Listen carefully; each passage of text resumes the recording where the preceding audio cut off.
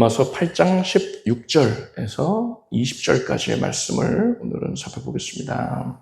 16절, 17절을 이 두 절을 함께 읽겠습니다. 성령이 친히 우리 영으로 더불어 우리가 하나님의 자녀인 것을 증거하시나니 자녀임은 또한 후사, 곧 하나님의 후사요 그리스도와 함께한 후사니 우리가 그와 함께 영광을 받기 위하여 고난도 함께 받아야 될 것입니다. 한 청년이 있었습니다. 대학을 졸업했는데도 취업이 이루어지지를 않았어요. 근데 대학 다니는 동안에 학자금 대출도 받고 그 포함해서 많은 생활비 주로 여러 가지 해서 빚을 많이 지게 됐습니다.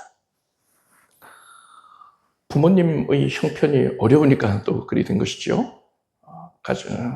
가정이 많이 공공한 상태였어요. 그래서 취업자리 구할 때까지 아르바이트를 하는 겁니다. 편의점 알바 생각하시면 되겠어요. 그런데 그렇게 아르바이트를 하고 있는 중에 어느 날에 한 신사가 편의점 들어오는 겁니다. 그냥 물건 사러 온 게 아니고 이 청년한테 용무가 있어서 온 거였어요. 자기 명함을 내미는데 어느 굴지의 대기업 비서실장이었어요. 대기업들은 비서실장이 이렇게 표현 안 하고 아마 무슨 굉장히 높은 직급을 갖고 있겠죠.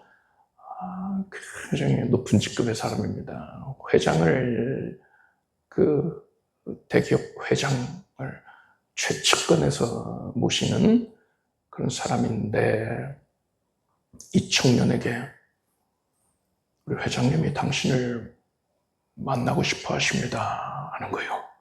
아니 이게 생각지도 못했던 그런 상황이잖아요. 뉴스로만 보던 그런 회장이 나를 왜 만나? 그런데 또 그래서 이 사람이 허튼 소리 하는 것 같지는 않으니까요. 따라 나섰습니다. 그래서 대단히 고급 그런 차량을 타고서 어디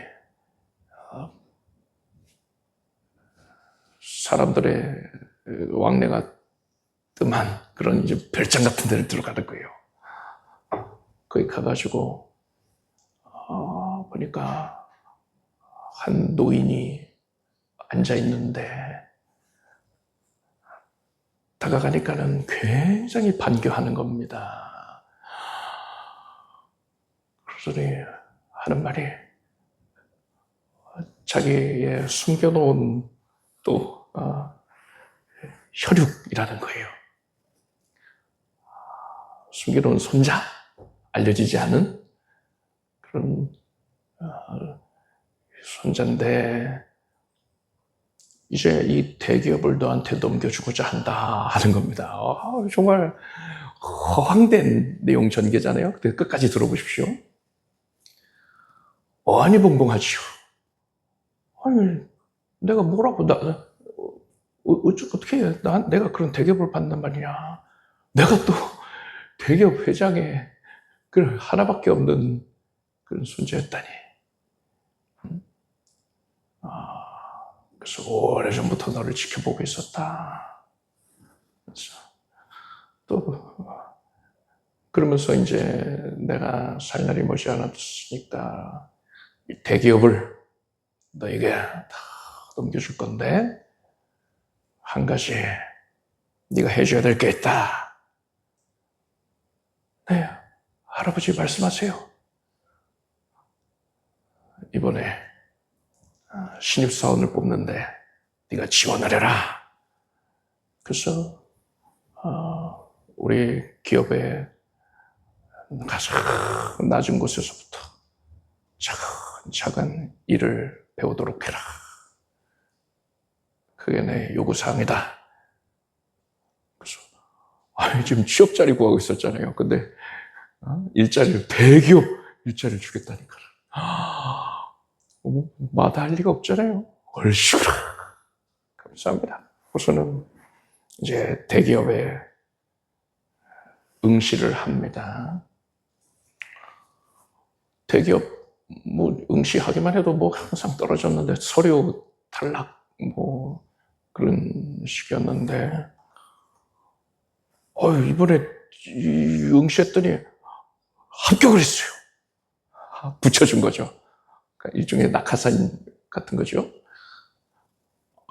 대기업 회장이 뽑으려고 작정을 하고 있으니까 당연히 대기업에 들어가게 된 겁니다. 그래서 앞으로 그 비서실장 찾아왔던 사람 있잖아요. 어려운 일 있으면 얘기하십시오. 자, 도움이 되드리겠습니다. 하는 거예요. 그런데 이제 또 이 비밀이란 말입니다. 대기업 회장의 손자이고 상속받을 사람이다. 이건 비밀이에요. 절대로. 그래서 아무한테도 알리지 마십시오. 자, 그렇게 이제 회사 생활을 시작을 하는데, 그 회사 내에서 이제 일을 맡는데, 이 사람이 실력이 출중해가지고서는 들어간 게 아니었잖아요. 그러니까 여러 가지 어려움들이 있단 말입니다. 주변 사람들이, 뭐야, 쟤는, 서울대, 그 외에 기타 명문대들 출신도 아닌데, 어떻게 들어온 거야? 저거 낙하산 아니야? 쓰고쓰고 하면서, 낙하산은 아니겠다고 생각을 하면서도 그렇게 비난을 하는 거예요. 주변 사람들한테 따돌림을 당하기도 하고요. 또 회사를 다니는 걸 포기하게 만들려고 어려운 일을 과중한 일들을 맡기기도 하고 도저히 신입사원이 감당 못할 그런 난이도의 일들을 맡기기도 한단 말입니다. 근데 그럴 때마다 여러분 드라마 같은 데 보면 그럴 때마다 도와주는 사람이 있잖아요. 비서실장이 보이지 않게 관여를 해가지고 일을 다 해결을 해주더란 말입니다. 아니 이게 어떻게 이 사람이 이걸 어떻게 해결을 했지? 다들 놀라지요. 이 사람도 갸우뚱한 거 이게 어떻게 됐지? 보이지 않게 비서실장이 개입을 했단 말이에요. 또 일하는 방법도 요령도 알려주고 조언을 해주기도 하고 또 마음이 상심이 돼가지고 낙담되어 있으면 어디 옥상 올라가가지고 쭈그리고 있으면은 와가지고 보이지 않게 격려도 해주고 했단 말입니다. 그래서 이 청년이 말단 직원으로서 많은 일들을 경험을 합니다. 직장 상사한테 엄청 깨지기도 했지요. 상사가 여러분 그런 사회생활을 보면은 정말 이상한 사람들 많잖아요. 통계적으로 20명 중에 1명은 아주 고약한 인물들이 있다잖아요. 나르시시스트라고 해야 되나요? 그런 좀 일반적인 사람들이 납득하기 힘들 만큼 막 다른 사람 괴롭히는 것을 즐겁게 여기는 그런 사람들이 20명 중에 1명씩은 있다니까요. 근데 그런 사람들한테 엄청 괴롭힘을 당하는 거예요. 막 얼굴 면전에서 서류를 뿌려대면서 이거라고 이 보고서라고 해왔어 찢어버리기도 하고 아주 고생을 하는데 다른 사원들 같으면은요 그 상급자가 그런 행동을 보이면은 막 여직원들은 눈물을 흘리면서 흑흑흑 하면서 대리님 저 못 다니겠어요 그러는데 이 청년은요 그보다 더 큰 모욕을 당하고 핍박을 당한도요 그럴 수 있지 하고서는 그것을 잘 감당을 하더란 말입니다. 동요되질 않는 거예요. 통요가 안 돼요. 뭐 처음에는 낙담도 하고 울기도 하고 그랬지만은 비서실장 찾아가서 다독여주면서 위로해주는 그 말을 듣고 나서부터는 이제는 뭐 그냥 그래 그럴 수 있어 하고서 넘기더란 말입니다. 전혀 요동이 없어요. 항상 그냥 모든 사람들 대할 때 싱글벙글이에요. 왜 그럴까요? 왜 그렇겠습니까? 이제 얼마 지나지 않으면은 이 기업 전체가 다 내 거니까요. 내가 후계자인데 이 사람이 뭐 과장이 됐든 팀장이 됐든 나한테 아무리 막대한다 하더라도 그게 달라지질 않거든요. 자기가 뭐라고. 그래서 우리 나한테 서름을 주려고 한다 그래도 그래 넌 그래라 이렇게 생각을 하는 거예요. 여러분 지금까지 들은 이 이야기가 너무 허황되다. 그런 게 실상 그런 일이 있겠느냐. 어디 뭐 캔디 줄거리냐 캔디. 그런 어디 드라마 줄거리냐. 이렇게 생각할 수 있는데 그럼 놀라지 마세요. 이 이야기의 주인공이 바로 여러분이에요. 여러분의 이야기를 제가 비유로서 표현을 한 것뿐입니다. 어떻게 이게 여러분의 이야기였는지를 알려드릴게요. 마태복음 25장 34절을 보니까요. 그때의 임금이 그 오른편에 있는 자들에게 이르시되 내 아버지께 복받은 자들이여 나와 창세로부터 너희를 위하여 예비된 나라를 상속하라. 우리가 때가 되면은요 천국을 상속받게 됩니다.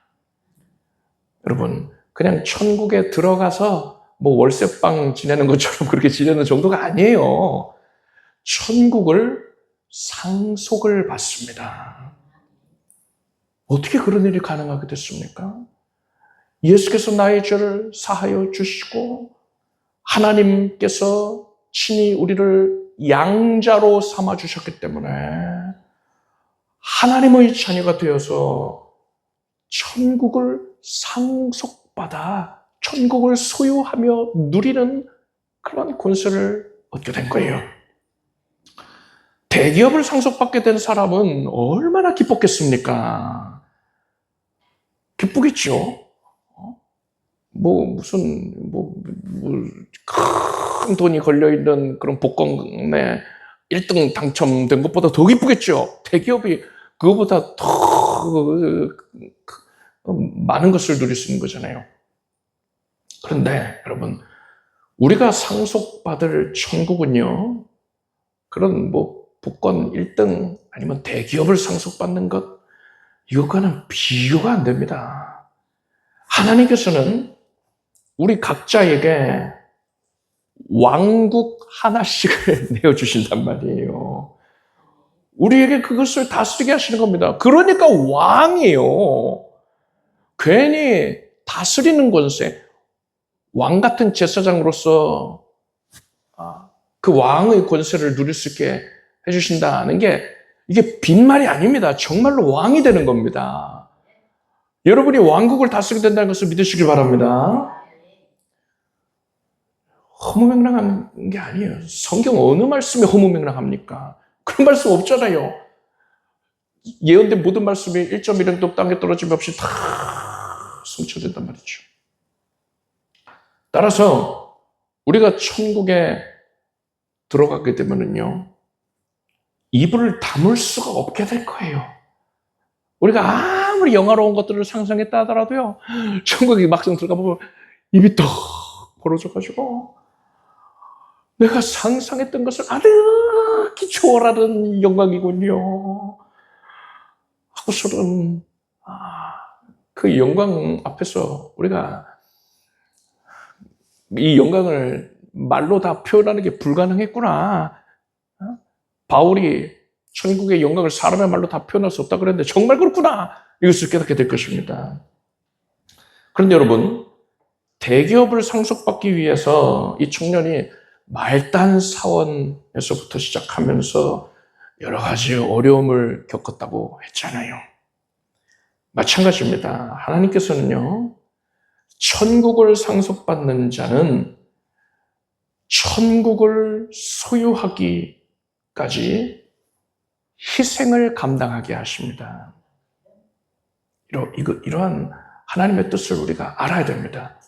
마태복음 13장 44절 이하를 보니까 천국은 마치 밭에 감춘 보화와 같으니 사람이 이를 발견한 후 숨겨두고 기뻐하여 돌아가서 자기의 소유를 다 팔아 그 밭을 샀느니라. 또 천국은 마치 좋은 진주를 구하는 장사와 같으니 극히 값진 진주 하나를 만나매 가서 자기의 소유를 다 팔아 그 진주를 샀느니라 했어요. 자기 것을 다 팔아요. 천국을 소유하기 위해서는 어떠한 희생도 감수할 수 있는 자만이 진정으로 천국을 상속받아 누릴 수가 있게 되는 겁니다. 이러한 사람은요, 이 땅 가운데에서 사는 동안에 어떤 고난을 당한다 하더라도 이 청년이 그랬던 것처럼 싱글벙글할 수가 있는 거예요. 천국을 상속받게 된다라는 사실만으로도 우리는 고난을 넉넉히 감당해야 되는 것이 마땅합니다. 그런데 그것만으로도 당연한 것인데 하나님께서는요, 우리를 너무나도 사랑하셔서 우리가 이 땅 가운데서 고난 겪을 때에 힘들어 할까봐 조력자를 보내어 주셨습니다. 우리를 고와 같이 버려두지 아니하시고 보혜사를 보내주셨어요. 신약 성경의 배경이 되는 시대가 로마 시대인데, 로마 시대에는 양자를 드리기 위해서는 반드시 증인이 필요했습니다. 마찬가지로 하나님께서는 우리가 하나님의 양자가 된 것에 대하여서 성령을 증인으로 삼으셨습니다. 8장 16절 보니까 성령이 친히 우리 영으로 더불어 우리가 하나님의 자녀인 것을 증거하시나니라고 했어요. 성령이 증인이 되셨다. 우리가 하나님의 자녀라는 걸 증거하신다. 그리고 앞에 이야기에서 비서실장이 청년의 곁에서 친히 보호자가 되어주고 도움을 주고 위로를 주었잖아요. 그것과 마찬가지로 성령님께서 지금 우리 곁에 오셔서 우리의 믿음을 지켜주고 계시고요. 환난 가운데에서 건져내 주시고 우리가 힘들어할 때 위로해 주시는 것입니다. 고난 가운데에 있는 성도에게 하나님께서 지금 설교자가 증거하는 이 메시지를 통해서 위로를 공급하고 계시다는 겁니다. 성령께서 지금 여러분을 위해서 역사하고 계십니다. 이렇듯 하나님께서는 우리가 이 세상에서 고난을 감당하는 이유에 대해 우리에게 깨달음을 주시고 또 우리를 도와주실 성령님을 우리 곁에 보내주신 후에 오늘 본문의 17절 말씀을 해주신 것입니다. 17절을 보니까요. 자녀이면 우리 함께 읽을까요? 17절 함께 읽겠습니다. 자녀이면 또한 후사 곧 하나님의 후사요 그리스도와 함께한 후사니 우리가 그와 함께 영광을 받기 위하여 고난도 함께 받아야 될 것이니라. 아멘. 이렇게 내용을 풀어서 설명을 한 후에 이 말씀을 읽으니까 그런 의미구나 이제 깨닫게 되지 않습니까? 우리가 이 땅 가운데에서 사는 동안에 겪게 되는 고난, 이 고난은 하나님께서 어디 고생 좀 해봐라 하고 팔짱을 끼고서는 저기 좀 더 괴롭혀야겠는데? 아니다, 저 부분도 괴롭혀야겠다. 이런 심보로 괴롭게 한 게 아니란 말이에요. 하나님께서 우리를 천국에서 이제 우리가 다가오는 신천신지 새하늘과 새 땅, 새 우주가 도래할 것인데 거기서 우리가 다스리는 권세, 왕의 권세를 발휘하게 하실 것이잖아요. 천국을 상속받아 그리 되지 않습니까? 그에 합당하도록 하나님께서 우리를 이 땅 가운데에서 천국의 상속자로서 훈련시키시는 과정이었던 것입니다. 그게 바로 하나님의 자녀들이 이 땅 가운데서 겪는 고난의 의미였던 거예요. 게다가 성령님께서 함께하고 계시다니까요. 그래서 우리는 성령이 도와주신 힘으로 말미암아 그 위로로 말미암아서 모든 고난을 넉넉하게 감당할 수가 있는 것입니다. 여러분은 이 말씀, 본문의 말씀을 대할 때에 나를 천국의 상속자로서 훈련시키기 위한, 훈련시켜 주시는 그러한 하나님의 큰 관심과 사랑을 깨닫고 감사하길 바랍니다. 그 청년이 대기업 회장의 각별한 관심과 사랑 생각하면서 할아버지 감사해요, 이 마음 가졌을 거 아니에요. 우린 그보다 훨씬 더한 마음을 하나님께 드려야 되는 것입니다. 고난을 겪더라도 성령님이 함께하고 계십니다. 그 고난은 우리가 천국에서 큰 영광을 누리게 하기 위한 과정임을 깨닫기 바랍니다. 18절에서 20절까지를 함께 읽겠습니다.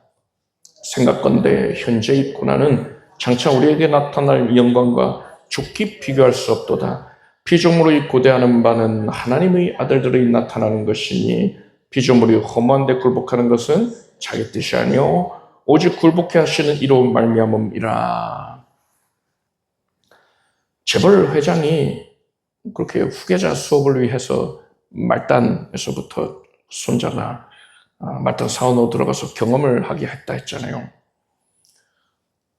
이처럼 우리가 천국에서 상속을 받아 다스리는 권세를 다스리기에 합당한 자가 되도록 우리를 단련시키시는 것, 이것이 바로 이 땅에서의 고난이라고 했습니다.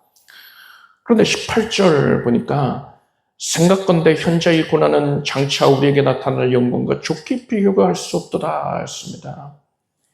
우리가 지금 큰 고난, 정말 말로 다 표현할 수 없는 아픔과 고통을 겪고 있다 하더라도요, 장차 우리가 받게 될 영광을 생각한다면 현재의 고난을 넉넉하게 감당할 수 있다는 겁니다. 19절을 보니까요, 피조물의 고대하는 바는 하나님의 아들들이 나타나는 것이니 라고 했습니다.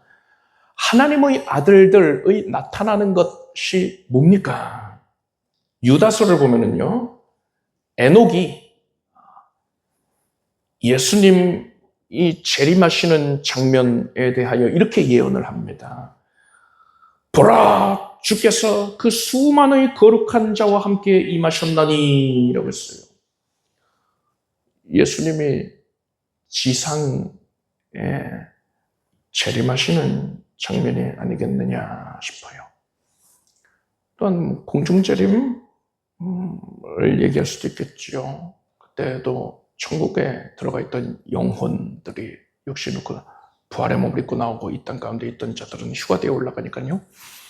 여하간 예수님의 재림하시는 장면을 에녹이, 예언자잖아요, 에녹은.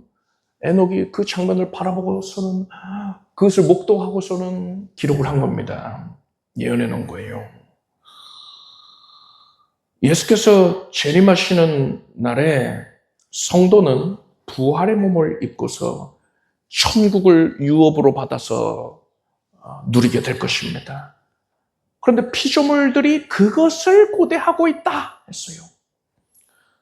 짐승들뿐 아니라 나무라든가 흙, 바위 등 피조물, 모든 피조물들이 예수님의 재림을 기다리고 있다는 거예요. 왜 그럴까요?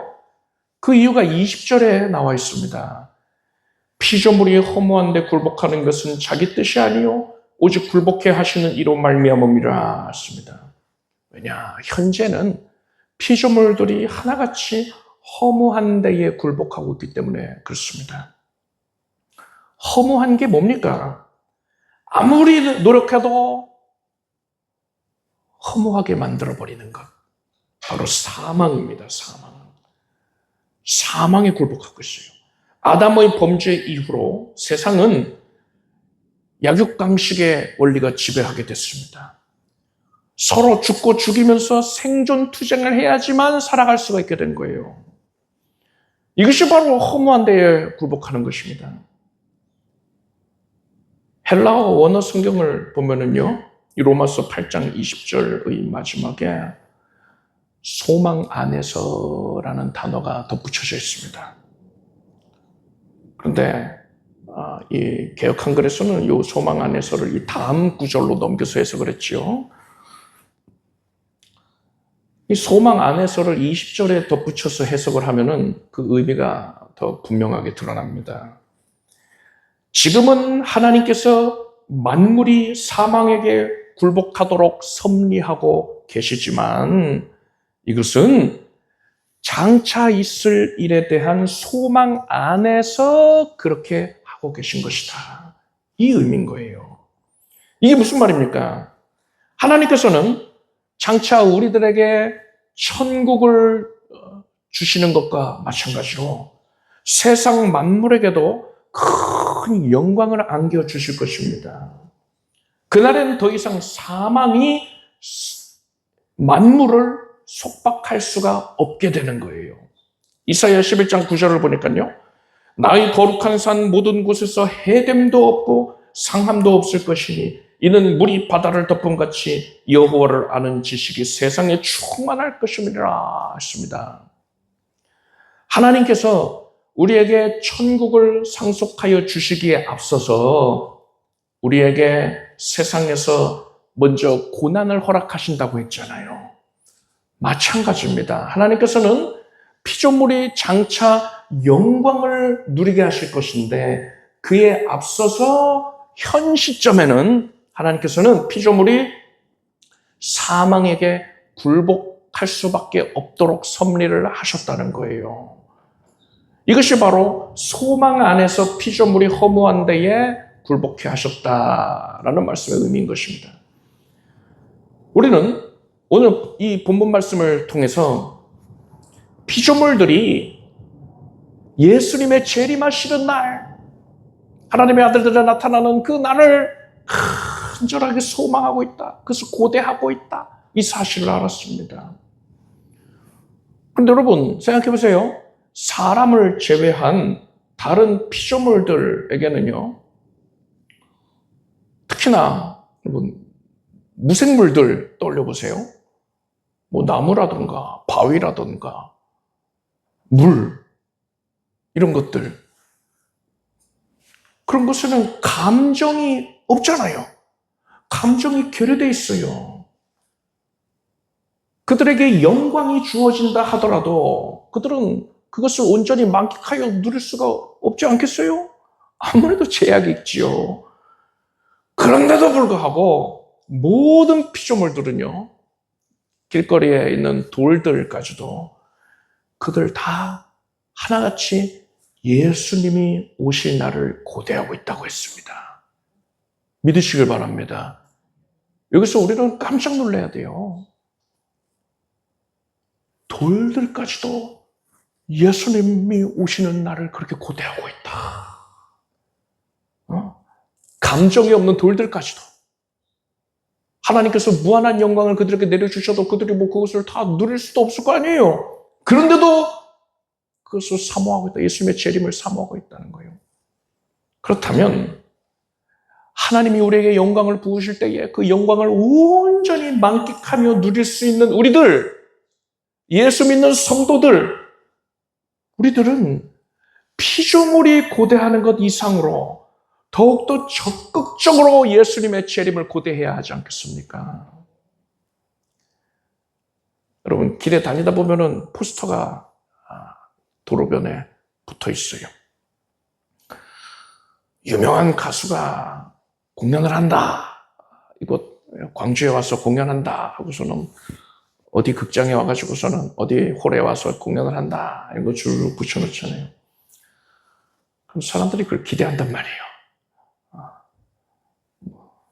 저희 아이들은 뭐 티니핑 공연하면 어린 아이들이 좋아하는 그런 분홍색 막 있는 그런 거 보면은 티니핑이다 그런 거 좋아한단 말이에요. 그런 포스터를 보면은 기대감을 가져요. 이제 곧 공연이 있겠구나. 와, 그 유명한 가수가 이곳을 찾아와서 공연을 한다니. 너무 설렌다. 꼭 가봐야지. 이런 마음들을 갖잖아요. 근데 여러분, 지금 온 세상에 포스터가 가득히 붙어 있어요. 뭐라고요? 무슨 포스터가 붙어 있습니까? 예수님이 곧 오신다. 개봉박두. 커밍순. 해가지고 포스터가 가득 빼곡하게 붙어 있단 말이에요. 그 포스터가 뭡니까? 예수께서 말씀하신 말세의 징조들이에요. 내가 오기 전에 내가 온다는 것을 알리는 사인을 보내주겠다. 징조가 있을 것이다. 하셨단 말이에요. 그동안 뭐 여러 시간에 걸쳐서 항상 말세의 징조를 말씀드려 왔잖아요. 처처의 큰 기근과 지진과 기근과 원역이 있겠고 또 무서운 일과 하늘로서 큰 징조들이 있으리라. 여러분, 이런 일들이 있을 때에 세상 사람들은 그것을 예수님의 재림을 알리는 포스터로 보지 않습니다. 그냥 지진이 있네. 원역, 질병이 있네. 코로나가 창궐을 했네. 아유, 너무 심했다. 다음부터는 백신 잘 만들어 놓자. 이게 다예요. 전쟁이 곳곳에서 일어나고 있죠. 지금 중국의 그런 상황이 굉장히 심각하게 치달아가고 있습니다. 그 내부적으로도 좀 골마 터질 직전이고 기독교에 대한 박해가 극심해졌어요. 아예 외국인들은 복음을 전하지 못하게끔 법으로 강제화하고 있습니다. 전도 활동도 못하게끔 좀 완전히 그냥 적그리스도의 국가가 되어가고 있는 그런 상황인데 지금 대만을 향해서 지금 아주 좋지 않은 그런 군사 행동을 하려고 하고 있잖아요. 북한과 러시아가 손을 잡고 있고 지금 처처에서 곳곳에서 전쟁이 일어나고 있고 더 극심해지는 상황이 있는데 세상 사람들은 그냥 정신이 없다. 어느 나라와 동맹을 더 결속을 해야 되겠다. 그냥 여러한 국제 정세에서 전략적으로 이렇게 행동하는 게 좋겠다. 이런 생각들만 한단 말이에요, 세상 사람들은. 그런데 우리는 이런 모든 모습들을 볼 때에 포스터다. 예수님이 곧 오신다는 것을 알리는 포스터다. 이것을 여러분 깨닫기를 바랍니다. 사도 바울이 다메섹 도상에서 그러니까 다메섹을 향하는 그 길에서 찬란한 광채 가운데서 예수님을 만났습니다. 그런데 바울은 그 가운데 계신 예수님도 만났고 소리도 하나님의 음성을 들었어요. 그런데 바울과 함께 있었던 자들은요, 소리는 들었지만 음성은 듣지를 못했습니다. 나와 함께 있는 사람들이 빛은 보면서도 나더러 말하시는 이의 소리는 듣지 못하더라. 천둥 소리로만 여겨지는 거예요. 엉엉엉엉엉엉. 근데 그 메시지가 무슨 바울아, 사울아, 사울아, 네가 어찌하여 나를 핍박하느냐 이 말씀이죠. 나는 네가 핍박하는 나사렛 예수라. 바울은 그 음성을 듣고 있었잖아요. 다른 사람들은 그냥 천둥 소리로만 들렸다는 거예요. 여러분은 지진과 기근과 원역과 기사기변 또 처처의 갈등과 전쟁의 소식, 난리와 소문 이런 것들을 대할 때에 이것이 예수님의 재림을 알리는 징조, 명확한 징조라는 것을 알길 바랍니다. 이 징조들로 인하여서 모든 피조물들이 소리를 지르면서 환호하고 있어요. 여러분은 나무, 돌보다도 예수님의 재림을 더욱더 열망하기를 바랍니다. 그렇지 않으면은 예수께서 너는 어째서 나무나 돌보다도 못하느냐? 네가 잠잠하면 돌돌로 소리치게 하겠다. 그런 말이에요. 만물이 예수님의 재림을 고대하고 있습니다. 여러분은 세상 것에 마음 뺏기지 말고 여러분의 마음을 예수님의 재림하시는 것에 집중하길 바랍니다. 그래서 예수님 오셨을 때에 너는 나무나 돌보다도 못하구나 하실 것이 아니라 예수님의 재림을 대비한 자라고 인정을 받게 되길 바랍니다. 아멘. 주 예수여 어서 오시옵소서. 힘써서 고백하는 삶을 살길 바랍니다. 기도하겠습니다. 하나님, 천국을 상속받는 자로서 이 땅 가운데서 고난을 겪을 때에 그것을 기쁜 마음으로 넉넉히 감당하게 하소서. 주 성령께서 우리를 그와 같이 버려두지 아니하시고 함께 하셔서 하나님의 능력으로 안위하여 주시고 이끌어 주시고 힘을 주셔서 감사드립니다. 우리는 만물이 고대하는 바와 같이 예수 그리스도의 재림을 간절하게 고대하게 하여 주시옵소서. 예수께서 이제 곧 다시 오실 것이니 우리가 깨어서 경성하게 하여 주시옵소서. 예수님의 이름으로 기도드립나이다. 모두 자리에서 일어나시기 바랍니다. 가슴에 손 얹고 아픈 곳에 손 얹고 믿음으로 기도하겠습니다.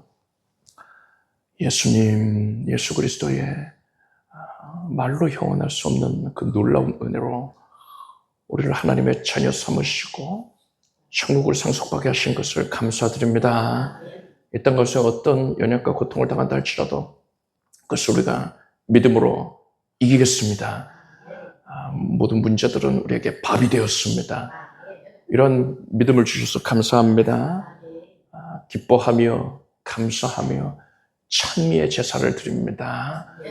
하나님께서 주의 백성들을 크게 아름답게 여기셔서 지금 심령 가운데에 자유함을 주시옵소서.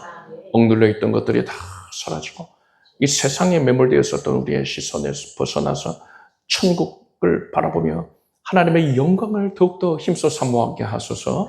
그래서 신령한 것을 위해서 신령한 분별한 명을 가지고서 이 땅 가운데서 모든 것을 판단하여 하나님께 잘했다고 칭찬받게 해주시옵소서. 마음의 모든 두려움이 사라질지어다. 모든 회방하였던 것들 다 끊어질지어다. 올가매고 있었던 죄악된 구습이 사라져라. 성령께서 만지셨으니 사라질지어다. 성령께서 우리 안에 거하시면서 우리의 심령을 수리하고 소재하셨다 하셨으니 그 수리를 하여서 우리를 내면이 청결하여 줍니다. 거룩하여 줍니다. 성령의 역사로 말미암아서 이제 우리의 연약한 육신이 샘을 얻겠습니다.